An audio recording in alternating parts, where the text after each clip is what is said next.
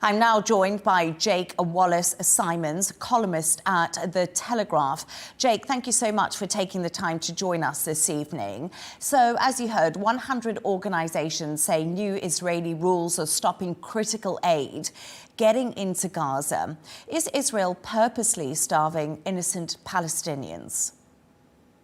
I think that's what Hamas wants everybody to think. I think the real question here is why these aid organisations have such strong objections to Israel's security requirements, vetting the Palestinians working for them in Gaza, to try to root out Hamas from the supply line. Surely if their agenda was simply to get food to needy people in Gaza and not into the hands of Hamas, they would embrace Israel's security measures, working alongside the Israelis to make sure that their aid got to hungry people and not into the hands of jihadi terrorists. Unfortunately, they're trying to turn the tables of this debate and blaming Israel for not wanting to feed the Gazans, when actually all Israel's trying to do is to feed Gazan civilians while preventing Hamas from exploiting the supply of aid to keep themselves in power. It strikes me that in this way, these aid organisations are really lending their own international legitimacy to a jihadi agenda. So last month, an internal US government review found no evidence of widespread theft by Hamas of US-funded aid. And senior Israeli military officials also told the New York Times they never found proof that Hamas stole aid from the UN in Gaza.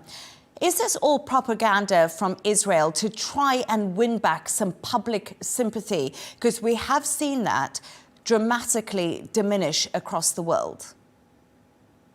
I'm afraid it is propaganda, but not by Israel. It's propaganda from Hamas and its sympathisers, because it's an open affair that Hamas has been stealing aid. Even the UN has admitted officially and formally that Hamas has infiltrated and stolen a good degree of the aid that it's been transporting into Gaza. That is the whole reason why Israel has been trying to cut out the UN and other bodies from aid distribution, instead relying upon the GHF, which is an Israeli-American project to get aid directly to Gazans and not to Hamas. Israel has no agenda to starve the Gazans. I'm not sure why it would go to the lengths of forming the GHF and trying to get food to them if it was really trying to starve them.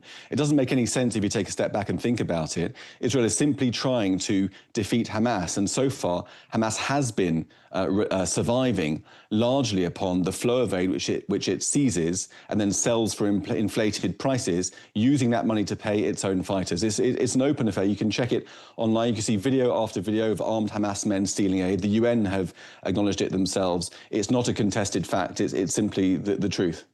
And Jake, the truth is also that it's very impossible for anyone to really know the truth because, of course, international journalists aren't allowed into Gaza to report on anything at all. So I think we can both say it's propaganda from both sides, do you not think, from Hamas and Israel? I don't think so at all. I mean, to accuse a Western-style democracy of propaganda akin to jihadi propaganda is totally disingenuous and wrong. This is not a case of two wrongs. This is a case of one side that is fighting for its life in a war that it didn't start, that it didn't want, that it didn't provoke and didn't ask for, against a jihadi force which seeks not just to destroy all the Jews and dismantle the state of Israel, but also seeks to dominate anybody who doesn't align with their own hardline version of warped version of Islamic principles. This is not a case of one side and the other side. This is a case of the free world represented by democratic Israel fighting against an existential threat from a jihadi menace. And there shouldn't be any doubt about which side all people of conscience should be on. Now, of course, war is ugly, war is desperate. That's why we tried to avoid war as much as we can. That's why we tried to avoid civilian casualties as much as we can. But if you're Hamas, you try to embrace civilian casualties as a propaganda tool against Israel and the West. We need to wake up and recognise that and start framing the debate in a responsible fashion. Israeli far-right Minister Smotrich has announced a long-delayed West Bank settlement plan. Do you think this is a flagrant violation of international law that's happening now? Look, I think that we're seeing the partial weaponization of international law again in favour of jihadism and against the state of Israel. Now, I'm not saying that in defence of Smotrich. I'm not a fan of his. But I think we need to recognise that the fact that the international community, or so much of it, has really made unilaterally recognising a Palestinian state their appalling response to the unprovoked invasion of Hamas on October the 7th has led to a sort of escalation, tit for tat. Israel feels very under siege, not just by Hamas, but of course also by much of the West and in the international community. And the response of this far-right firebrand minister is to accelerate the building of settlements in order to frustrate the aims of the international community.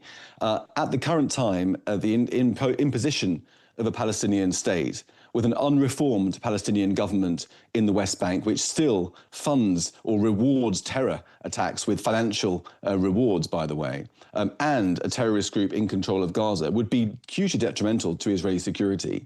It's notable that the international community has not placed any demands upon the Palestinian side in return for recognition of a Palestinian state. It hasn't required Mahmoud Abbas's regime to renounce terrorism or to recognize Israel. It hasn't even required Hamas to give up the hostages and to lay down its arms. So under such circumstances, a state for such an appalling regime would clearly be to the detriment of Israel's security interests. And the fact that the international community is pushing it is really provoking the far right to come back with this kind of response and sending us further into the spiral of violence. And just before I let you go, Jake, is Israel's plan to fully occupy Gaza a positive step, do you think? Well, this obviously is a very controversial move, both within Israel and certainly around the world. I think the logic for it is sound in many ways. There is just no way that Israel can allow Hamas to emerge from this war still in control of Gaza and still holding hostages, because that would only mean further bloodshed and a further war in the future, probably further hostages and further suffering on both sides. The only way for this horrible conflict to end is for Hamas to be defeated militarily, to lay down its arms and to release the hostages. At the moment, there seems to be, from Netanyahu's point of view, no way of achieving those goals without properly rooting out Hamas from Gaza City and elsewhere in the Strip. Hamas has been decimated, has lost much of its command structure, is very weakened. It's down, but is certainly not out, and it's got to be out if this conflict is going to come to an end and if there's any chance of peace in the future. Jake Wallis Simons, columnist at The Telegraph, thank you for your thoughts and your insights.